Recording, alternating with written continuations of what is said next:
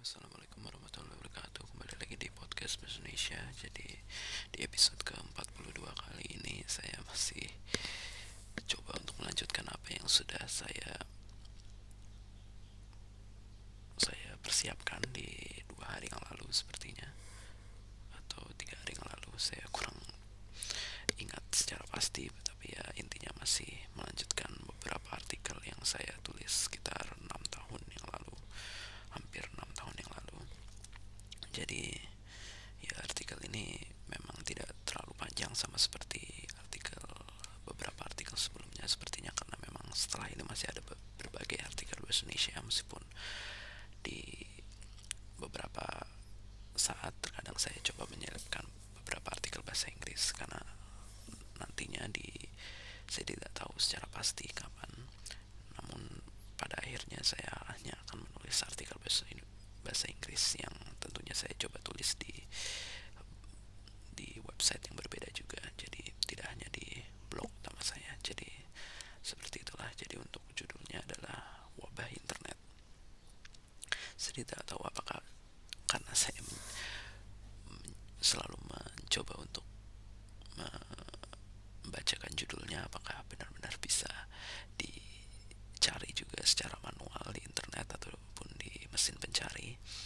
Karena tentunya jika kita cukup pintar untuk menggunakan mesin pencari, tentunya dapat melihat sebenarnya apa sebenarnya blog utama saya itu seperti apa, dan tentunya nanti juga berhubungan dengan channel utama saya. Namun ya hal seperti itu sebenarnya cukup spesifik dan terjadi secara implisit, jadi ya saya tidak terlalu memikirkan itu. Jadi ya secara umum yang saya coba sampaikan untuk saat ini secara eksplisit ya tidak pernah saya hubungkan secara langsung. Jadi seperti itulah. Jadi coba saya mulai pembacaan artikelnya. Jadi mungkin jika berbicara tentang virus pada internet sudah cukup biasa didengar jika merupakan sesuatu yang merusak komputer. Namun bagaimana jika virus dari internet ini bersifat nyata hingga mewabah ke berbagai orang? Virus ini memang tidak terasa, akan tetapi virus ini cukup merugikan suatu perekonomian mungkin, dan merupakan sebuah penyakit meskipun tidak secara fisik, yaitu secara psikis. Seperti yang telah diketahui, internet memang dapat menjadi sesuatu yang sangat menguntungkan jika digunakan secara pintar dan kreatif, namun dapat pula menjadi sesuatu yang merugikan jika tidak digunakan dengan bijak. Mungkin pada awalnya efek internet yang telah diketahui ialah yang disebabkan oleh media sosial. Namun sekarang sudah cukup berkembang hingga ke sebuah berita atau isu yang seharusnya cukup terjamin kebenarannya, namun malah sebaliknya digunakan sebagai sarana untuk ketidakbenaran. Pada dasarnya, sebuah kesalahan seharusnya mudah dinilai menjadi sesuatu yang buruk jika tidak semakin dilebih-lebihkan. Akan tetapi dikarenakan terpancingnya emosi dari sifat dasar manusia, hal tersebut menjadi saling terbalik dan sangat sulit untuk menentukan yang paling benar. Oleh karena itu, tidak hanya harus bijak dalam melihat dan menggunakan, tetapi juga harus pintar dalam menolak kebohongan. Jadi ini ya tentunya saya tulis pada saat itu, mungkin saat masih cukup dimotivasi untuk revolusi mental di Indonesia. Meskipun pada saat itu sudah 3 tahun berjalan, tentunya pemerintahan yang mencoba untuk membuat inisiasi revolusi mental, dan mungkin pada saat itu juga tentunya karena masih berada pada baru saja, atau mungkin sedang berada, saya kurang tahu secara pasti, dari pemilihan kepala daerah yang juga cukup panas seperti pemilu sebelumnya 3 tahun yang lalu pada saat itu. Jadi ya mungkin itulah sebabnya banyak sekali hoaks atau berita bohong yang tersebar di masyarakat, yang biasanya dibagikan melalui media sosial ataupun pesan singkat, yang tentunya akan terus menerus tersebar dan tidak diketahui secara pasti mengenai sumbernya, sehingga cukup sulit untuk menggunakan atau membawa hal ini ke dalam ranah hukum, karena memang terkadang sumbernya itu tidak diketahui kecuali memang ada suatu orang yang benar-benar memang mencoba untuk membuat berita bohong, yang tentunya pernah terjadi juga meskipun sudah cukup jarang karena memang hal tersebut benar-benar sangat bodoh mungkin untuk dilakukan.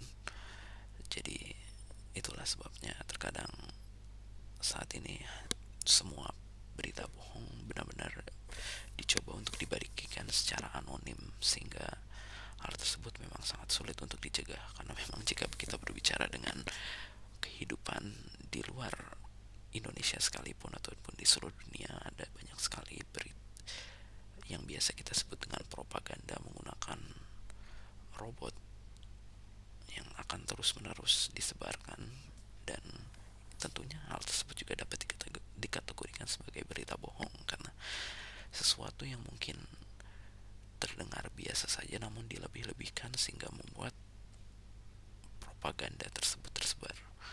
Jadi ya seperti itulah. Jadi memang virus yang saya coba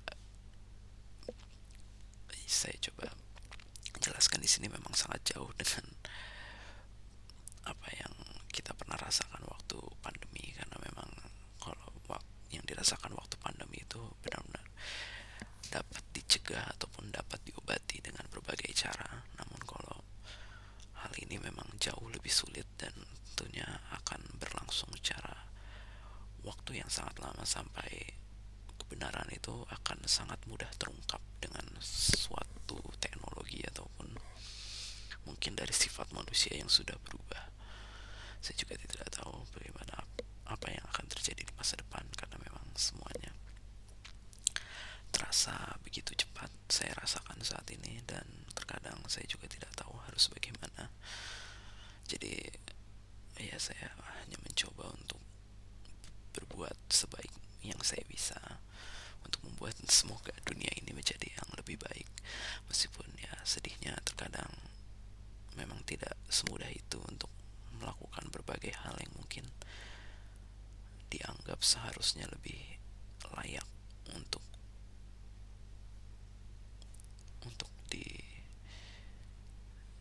oleh berbagai orang, karena terkadang yang justru banyak dicerna ataupun biasa kita sebut dengan viral itu justru malah hal-hal yang buruk, yang tentunya termasuk berita hoax itu sendiri. Jadi ya terkadang memang takdir hanya mencoba untuk